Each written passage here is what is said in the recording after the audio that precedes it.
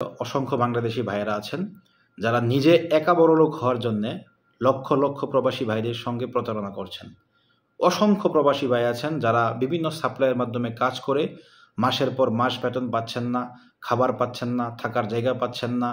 আমরা ইন্টারনেট খুললেই দেখি রিয়াদের, দাম্মামের, জুবাইলের, জাদ্দা বিভিন্ন শহরের ফ্লাইওভারের নিচে, পাহাড়ের নিচে, রাস্তার পাশে আমাদের বাংলাদেশি ভাইয়েরা মানবেতর জীবনযাপন করতেছেন এবং এর জন্য অন্যতম দায়ী হচ্ছে দালাল, অন্যতম দায়ী হচ্ছে সাপ্লায়ার, যারা বিভিন্ন সাপ্লায়ার লাইসেন্স খুলে বিভিন্নভাবে কোম্পানি খুলে কাজ দেওয়ার কথা বলে বিভিন্ন শহর থেকে বিভিন্ন জায়গা থেকে বাংলাদেশ থেকে কালেক্ট করে এবং এদেরকে কারো কারো কাছ থেকে টাকা নেয়, কাউকে কাউকে 2 মাস 3 মাস 4 মাস 5 মাস কাজ করায় কিন্তু বেতনটা ঠিকমতো দেয় না। এই মানুষগুলোর ফ্যামিলি থেকে প্রেশার আসে এবং এখানে ঠিকমতো খাবার নাই, রুম নাই, এখানকার কাগজপত্র না থাকার কারণে এদেশের সরকারি একটা চাপ, বিভিন্ন কারণে ইদানিং অসংখ্য প্রবাসীকে আমরা দেখেছি হার্ট অ্যাটাক, স্ট্রোক